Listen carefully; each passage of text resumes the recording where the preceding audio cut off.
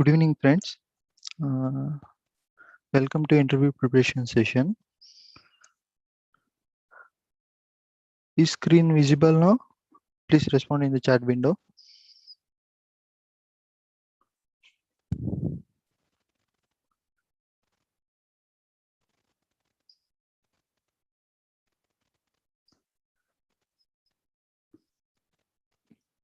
Am I audible clear?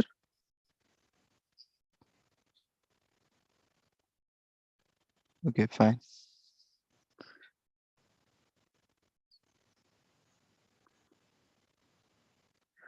First question is, what is hierarchical clustering algorithm? I will be giving 1 or 2 minutes time for you to respond in chat window.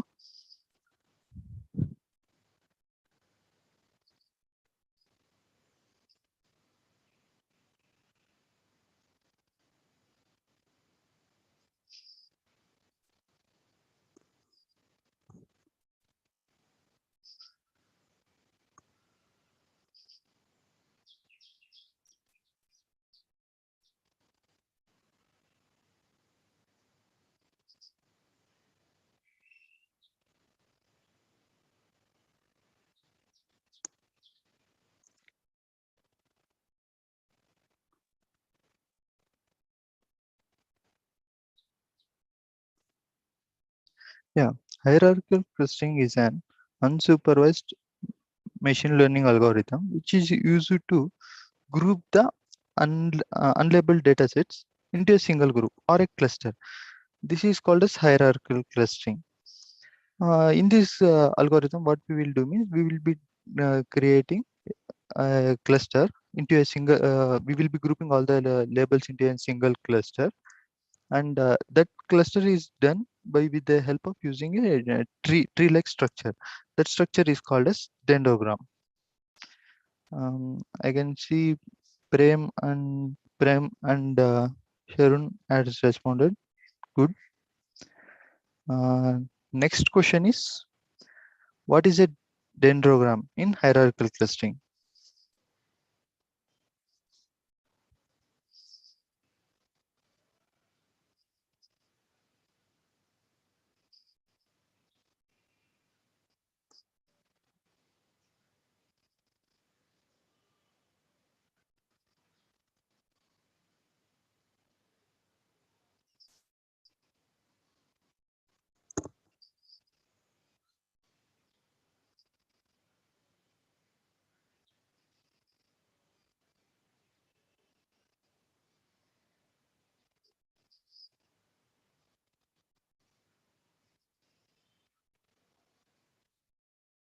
Yeah, I had got two responses. Yeah, a dendrogram is a tree-like structure which is used to visualize the cluster, how it is formed. Step by step, it will keep on means how in hierarchical clustering, what happens means individual point is treated as an individual cluster, and then based on the linkages, it will be forming the clusters. In these clusters, initially the joining of the how the network will be stored in the memory, the whatever the clusters formed individually, that is stored, and that will be formed as a network like this graphical representation. This is called as dendrogram. Next question, what are the various types of hierarchical clustering? I will be giving 2 minutes for you to respond.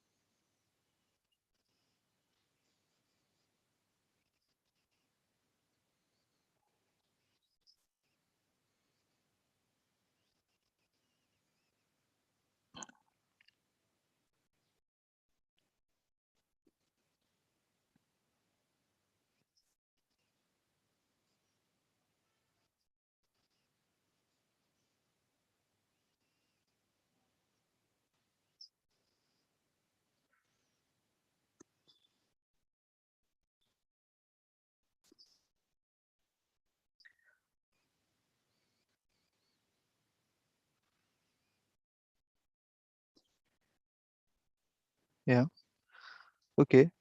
Types of hierarchical clustering are: one is agglomerative clustering, another one is diffusive clustering. Then what is agglomerative clustering? Agglomerative clustering is nothing but we have an unlabeled data set. When we have unlabeled clusters, individual point is taken as a single cluster.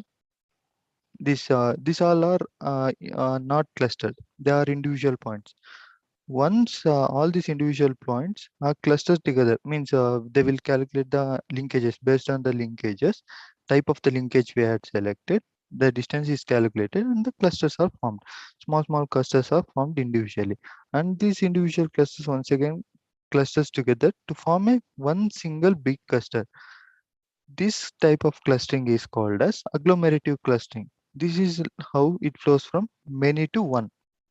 Many to one. This is called as agglomerative clustering. This is agglomerative clustering. Then second type is divisive clustering. What is divisive clustering? Divisive clustering is an opposite to that of agglomerative clustering. Here what happens? One cluster, the one cluster is divided into number of clusters based on the dissimilarity between the points, between their data points inside them. This is called as divisive clustering. Okay. Next question would be,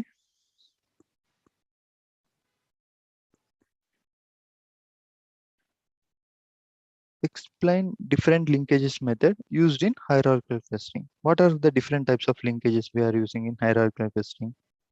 I will be giving you 2 minutes for you to respond.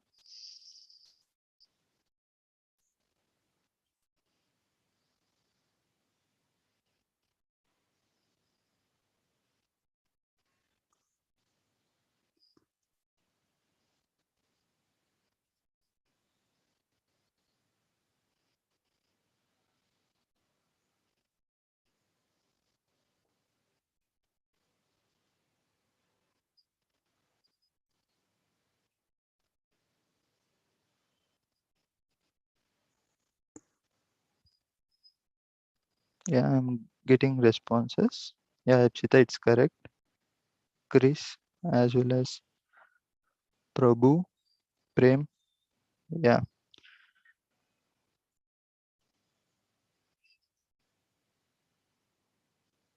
okay. Here, different types of linkages methods are: one is single linkage, two is complete linkage, three is average linkage, and four is centroid linkage. Now let's uh, go depth and talk about the single linkage. Single linkage is the method where the distance between the cluster is defined as minimum distance. You should consider this minimum distance between the 2 points in each cluster.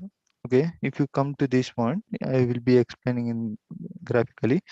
If you see this, this is one cluster and this is one cluster. If you see like that, then the minimum distance you can see, this is the minimum distance. If you check the distance between any other 2 points between the clusters, this is the minimum distance.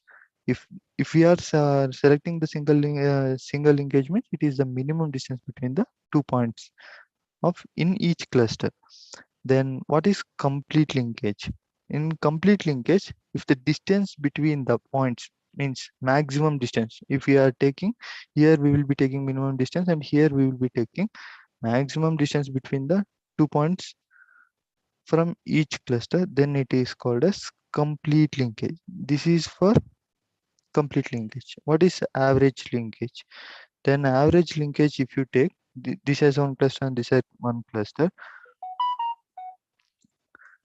here from one point to all the points of other cluster, one point to all the point of other cluster, individual point to all the points of the other cluster, both the sides it is calculated, both the clusters it is calculated, and the this average distance is calculated. That is called as average linkage. And here what is here average distance between the between the points of the one cluster to every point in the other cluster. What about the centroid linkage? Centroid linkage is nothing but it calculates the center point for all the points inside the cluster, and here also it calculates all the points, centroid of all the points. Then the distance between these two points are calculated. Then this type of linkage is called as centroid linkage. Okay, let's go to the next question.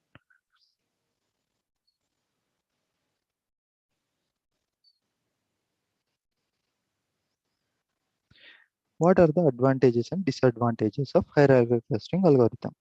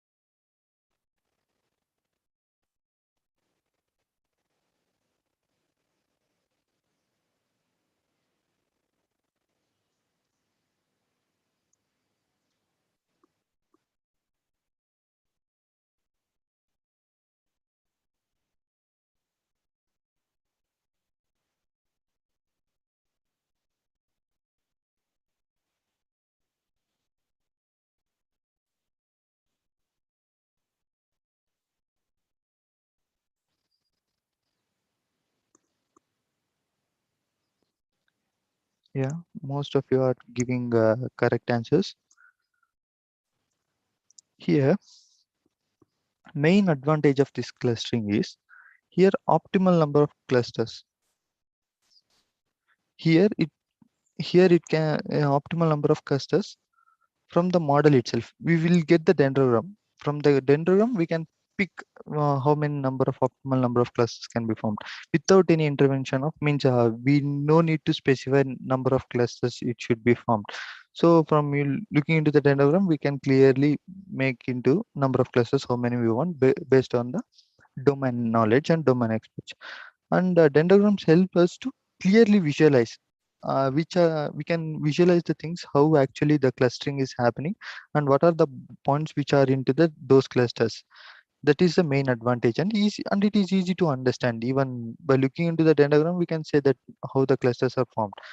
That is these are the main advantages of hierarchical clustering. Main disadvantages is, let's see, if you have a large data set, what happens when we when we plot a dendrogram, everything will be merged. Means it will be merged and it is complex to visualize. And if you have a large data set, it consumes more time and the space complexity will be difficult. This is the main disadvantages of hierarchical clustering. Okay, uh, we'll go to the next question then.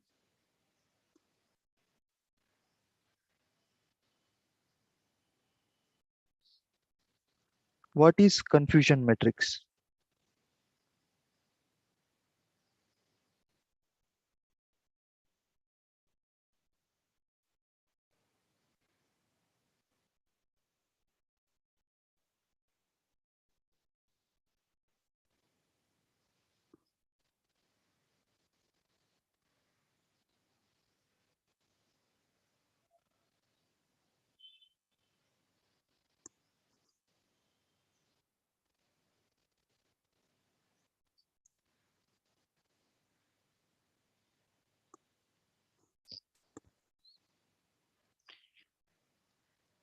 Uh, why we use confusion matrix, for what type of whether we use for classification or regression?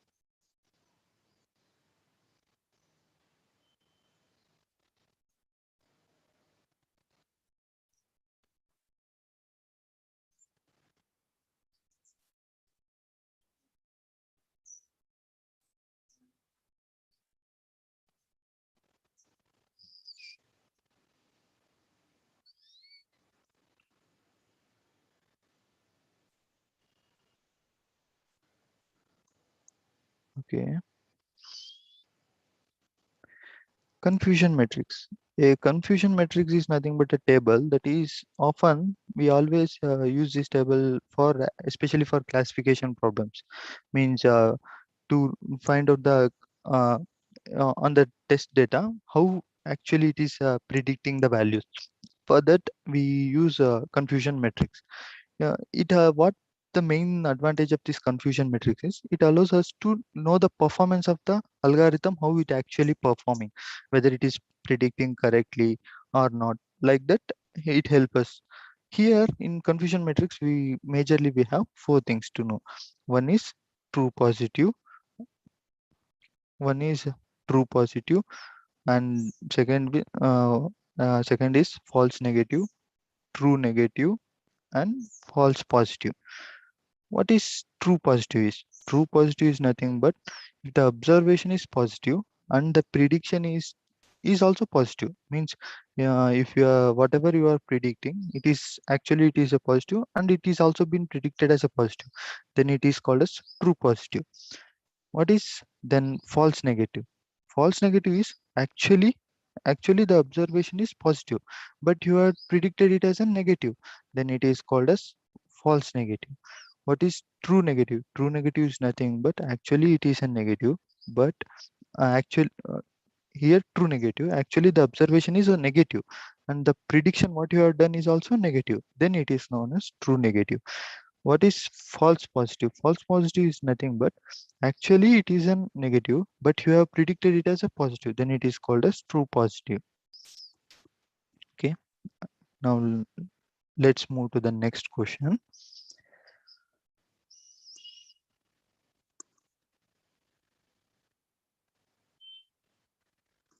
Yeah, Ipsita, for email in spam and ham, we use knife base for classification. For that one, for finding the accuracy, we use confusion matrix. Yeah. Next question. What are F1 scores, precision, and recall?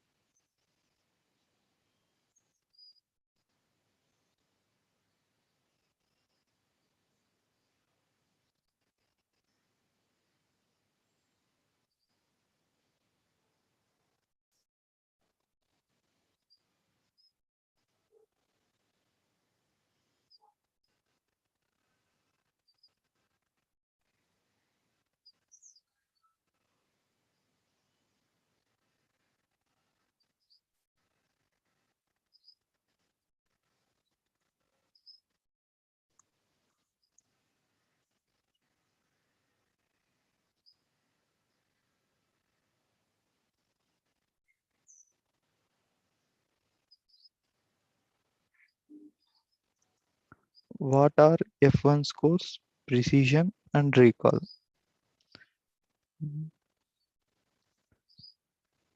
I got only one response.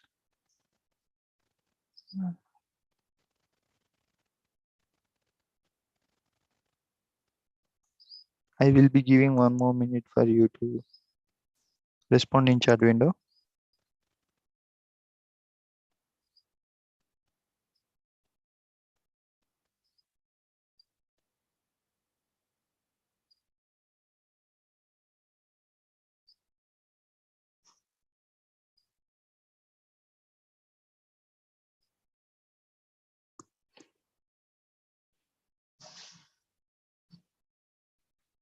Yeah. Recall. Recall can be defined as, it is defined as total number of corrections. Means total number of correctly classified positive examples. Means if you consider here, if you consider this matrix, if you consider true positive divided by true positive plus false negative, means in this one, what is actually it is telling means total number of correctly classified. means out of means positive, the whatever it has predicted positive, means in the output it should be positive, but it has predicted some of them as positive. It means how many of them it has predicted positive out of total positives. That is called as recall. What is precision then? Then precision is nothing but here, out of predicted positive things, out of predicted things, how many of them are actually positive? I'm going to repeat once again. Precision. Precision means out of predicted positives, how many of them are truly positive? That is called as precision. You can see here total number of correctly classified positive examples by the total number of predicted positive examples. Out of predicted, how many it has predicted correctly? That is called as precision. Then what is F1 score? When we use F1 score, we use F1 score when we need both recall is also important for us and precision is also important for us. Then we go for F1 score. F1 score is twice the product of precision into recall divided by precision plus recall. That is F1 score.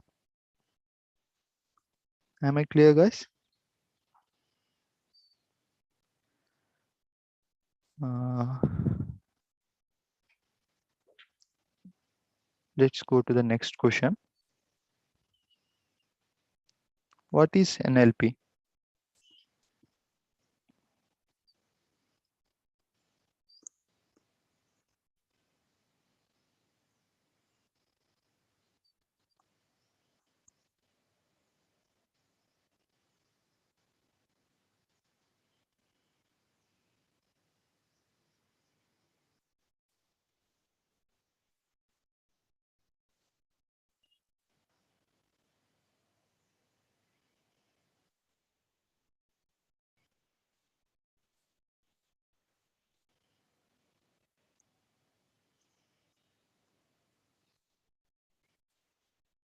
Yeah, that is expansion of NLP. Actually, what actually happens in NLP?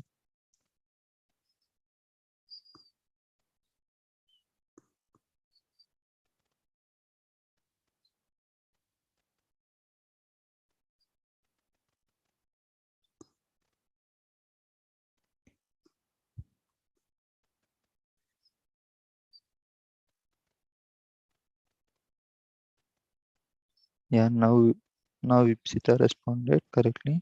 Yeah, even Chris.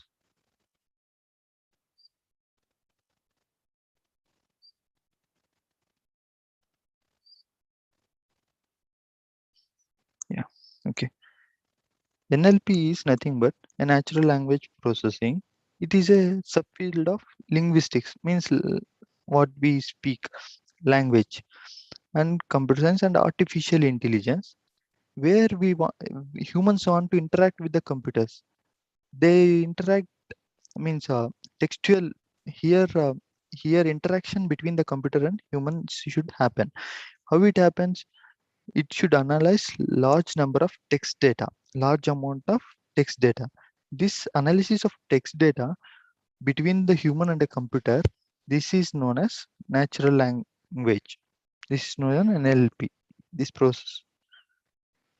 Okay, let's move to the next question. What do you mean by tokenization?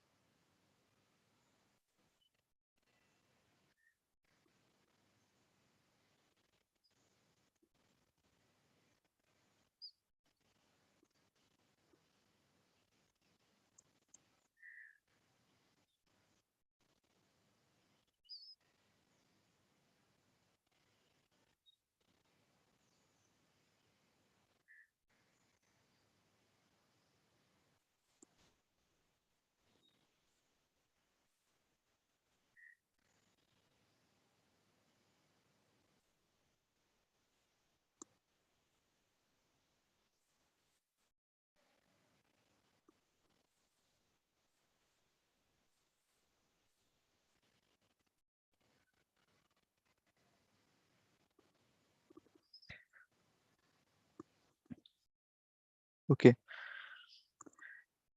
Tokenization is nothing but breaking a sentence or a string into pieces of words or keywords or phrases or symbols or something like this. This is called as tokenization. Let's see an example. Here, if you see an example, this is a string. This is a string.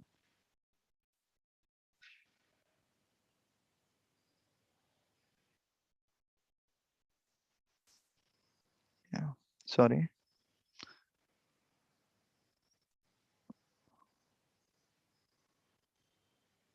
If you see, this is a string. If you are splitting the string into individual word is splitted. Means the cat sat on the mat. Individual word, if you are splitting it into an individual word, then it is called as tokens. Each word is known as token, and all these are grouped together called as tokens. This is called as tokenization. Tokenization is nothing but splitting the string into the pieces of words. This is known as tokenization. Again, let's move forward for the next question. What do you mean by stemming?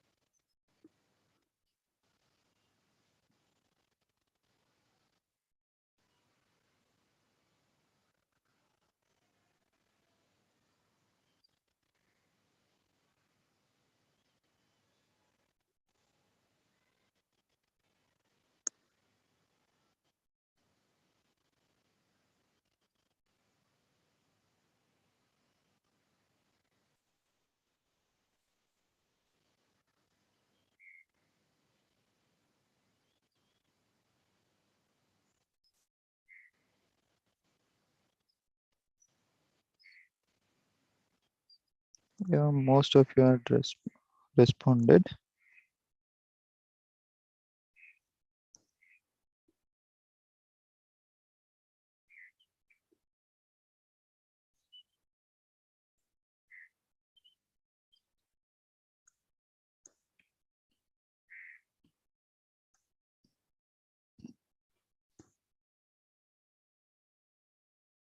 Yeah, okay. What do you mean by stemming? Stemming is a process of reducing. Here, what we are doing here, we are reducing the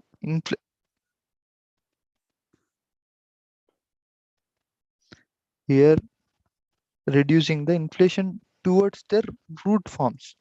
Root forms is called as stemming. And we here what happens means here occurs such that it is a word in the same stem. Means if we have see here, if you can see the example here, connect, it is giving connect itself. Connected, it is removing ed. Here connection, it is removing last ion.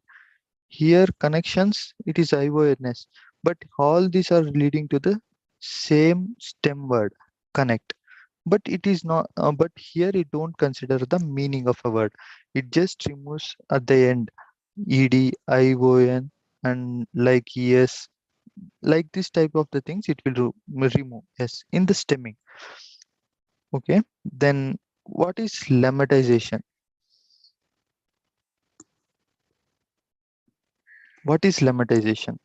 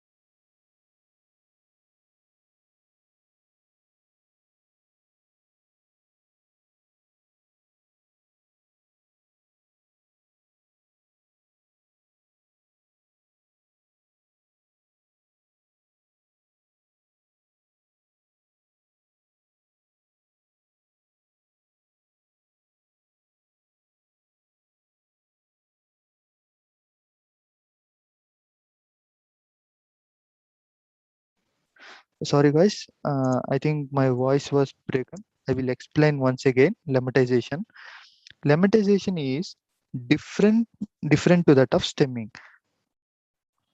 But in lemmatization,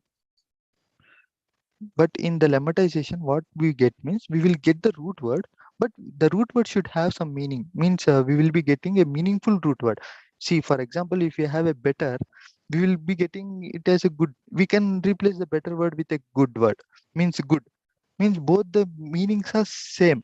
But if you see, if in the stemming, if you do stemming for for a text which is containing of an text, means for a sentence, if you have a sentence, in that sentence, if you have a word like airliner, then what it does means it removes the er part and it keeps this one. But this part, it doesn't have any meaning. But here, if you do the same thing for same in lemmatization, this word won't be it won't do any lemmatization won't be done for that one. It will do only for the words. If even if the end part is removed, it should be meaningful.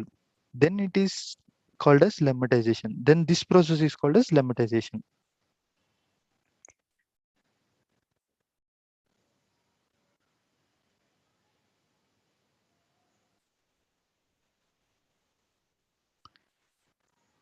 Am I clear, guys, about lemmatization?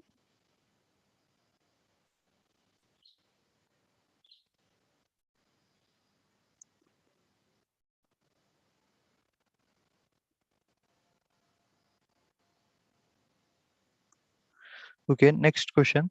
What is bag of words model?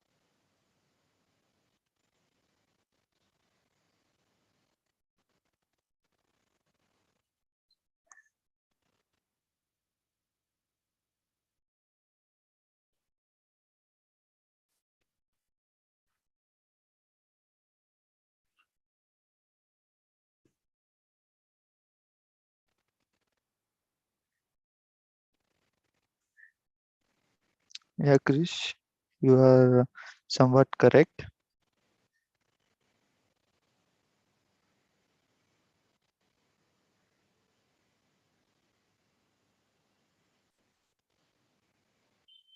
I will be giving you 1 more minute for you to respond.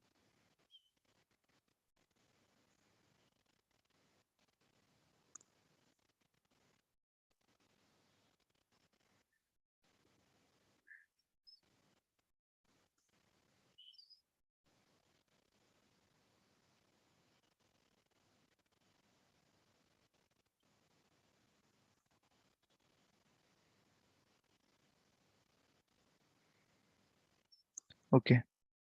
Uh, bag of words. Bag of words is a method of extracting features from the text document. Here we are, it's a method. Yeah, it is a method where we are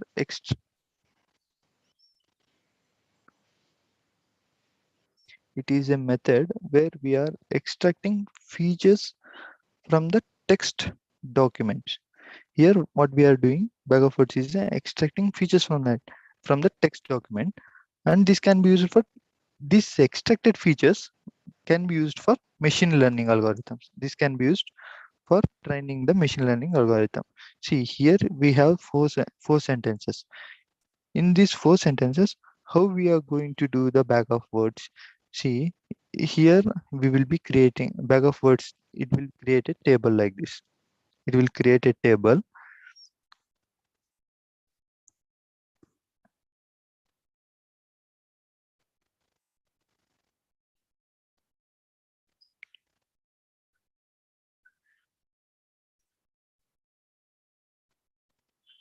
Yeah, it will be creating something table like this.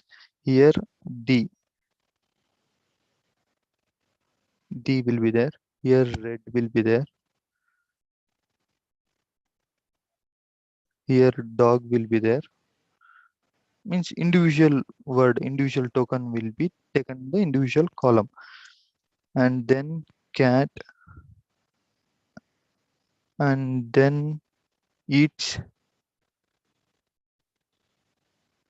eat. Eats is there, right? Eats will be there. And further food will be there.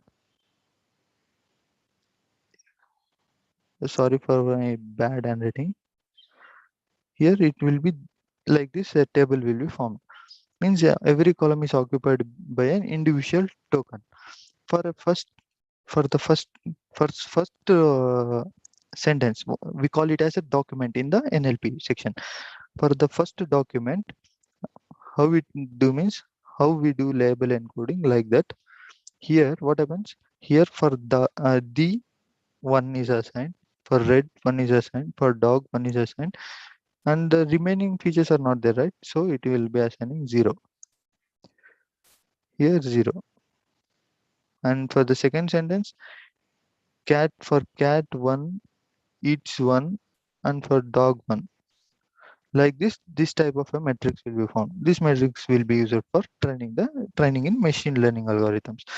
For example, if cat eats dog, something given red word, if the dog word is came twice in the same sentence, if you think the same sentence, if you got dog twice, then here 2 will be there. Means how many times it will be coming, like that it increases. Count frequency, it gives the frequency of the individual text. This matrix can be used for training in the machine learning algorithm. Okay.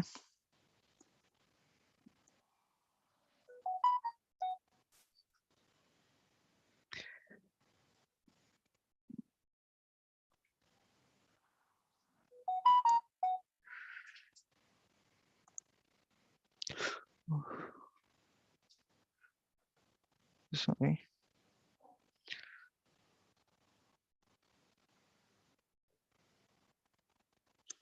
Okay, we will go for the next question.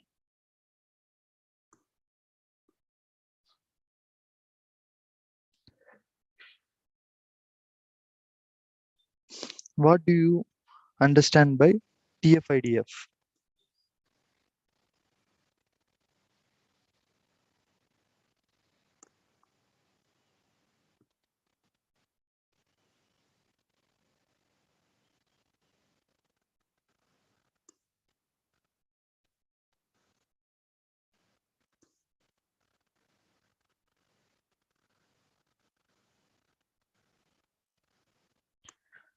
I will be giving you 2 more minutes for you to respond, guys.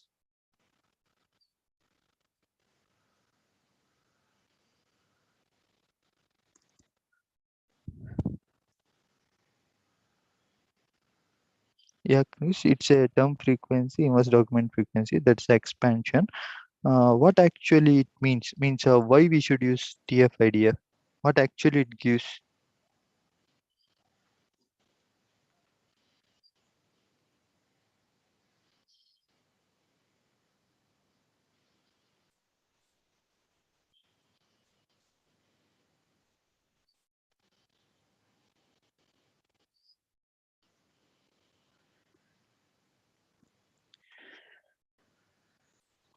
Okay, I will be going forward.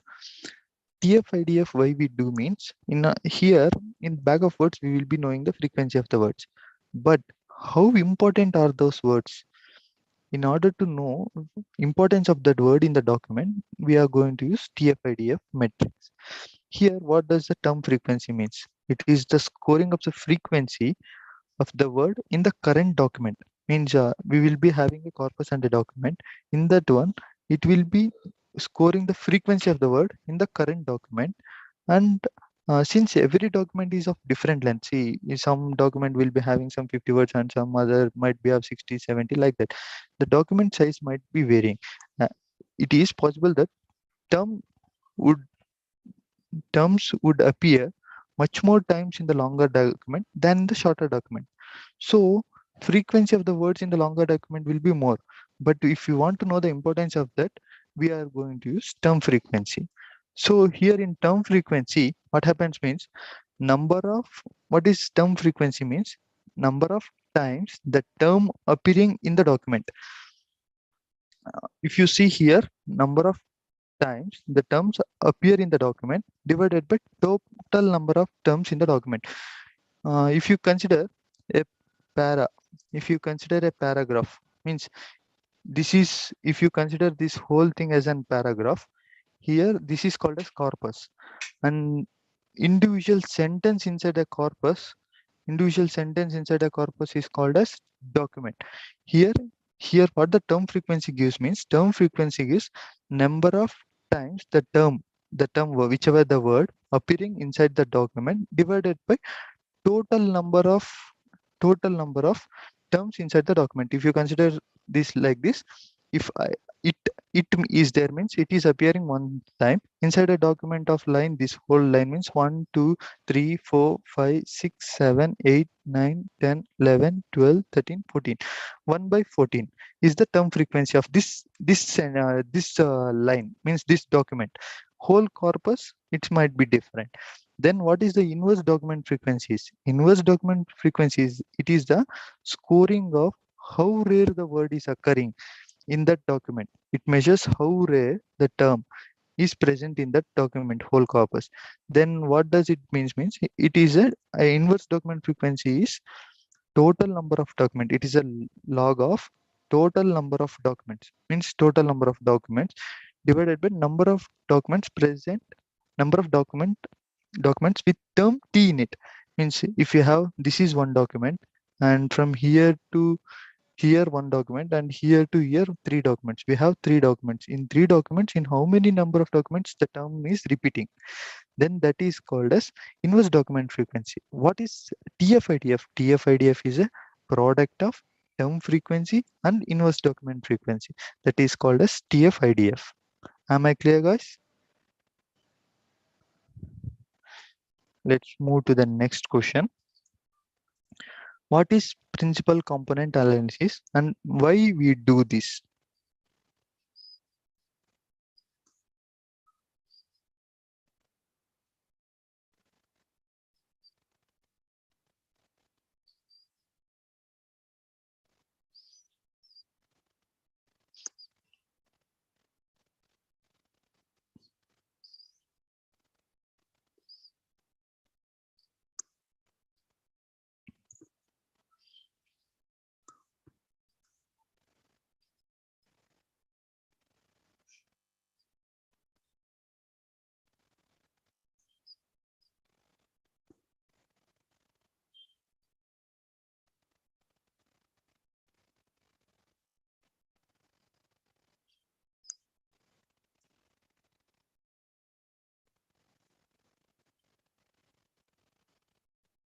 Yeah, we will be reducing the columns in PCA.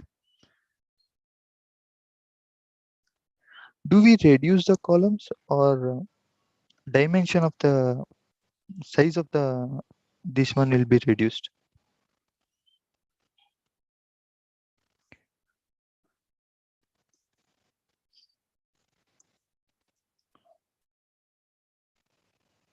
Okay. PCA. PCA, the main idea of principal component analysis is to reduce the dimensionality of the data. Dimension of the data set consisting of many variables which are correlated to each other. Means if you consider a data set, we have some data set.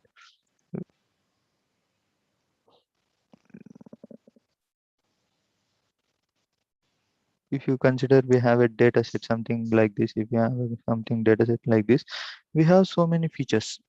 Here we will be having so many features. Then dimension means if you have a less number of features, it's not an issue. If you have so many variables, something like 100 and 150 features, if you have, then it is high. It consumes the time for training the model, and as well as time complexity will be increased, and the complexity of the model will also be increased. So we use PCA to reduce the dimension, means to reduce the size of the data set.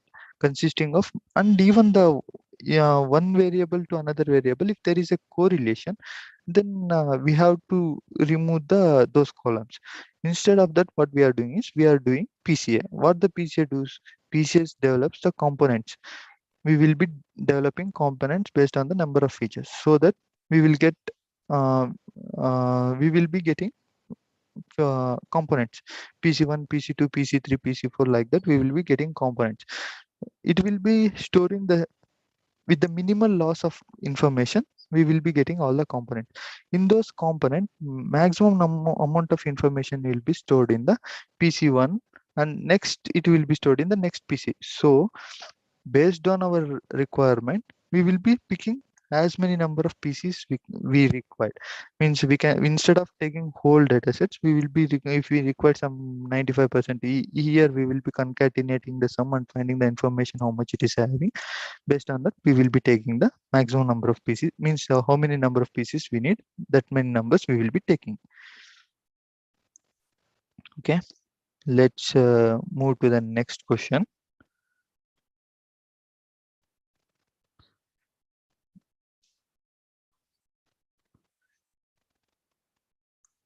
What do you mean by logistic regression?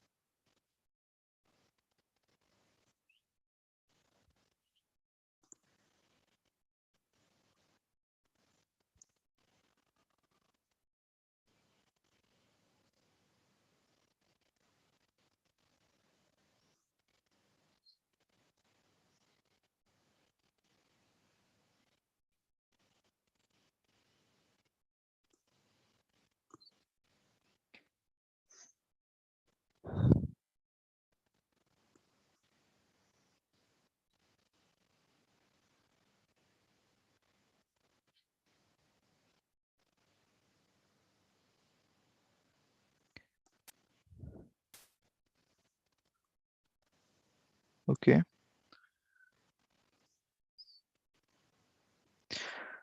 Logistic regression.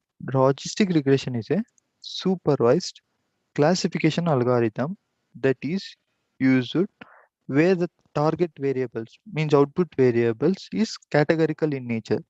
Here, main objective behind the logistic regression is to determine the relationship between the features and the probability of particular outcome.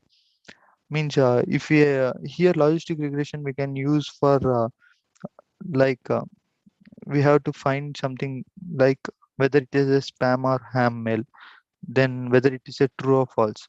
Then here it is a classification, supervised classification algorithm. It will be predicting the probability of whether it is a true or whether it is a false. Based on the probability value what we are getting, it will be deciding which class it depends. It falls under which class. This is called as logistic regression. Okay. Next question. What are the types of logistic regression?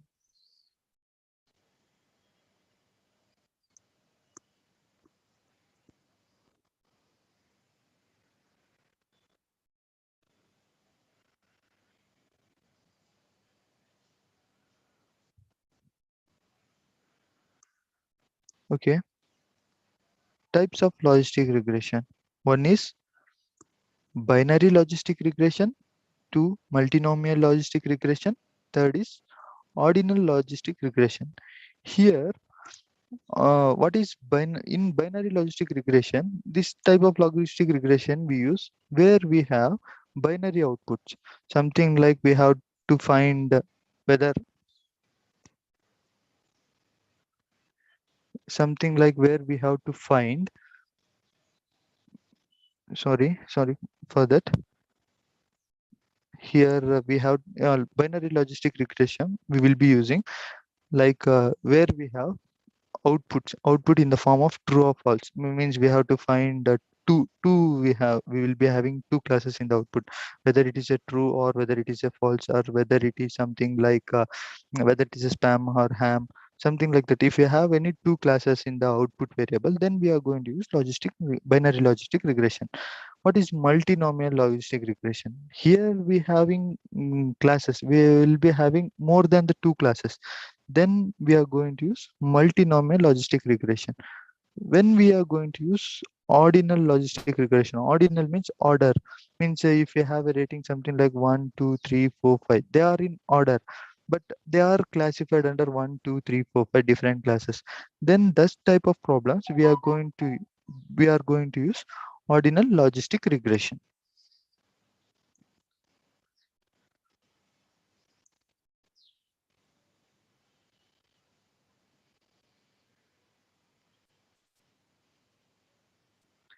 Okay guys, uh, thank you for attending the interview preparation session. We will be ending the session now. Thank you all for joining the session.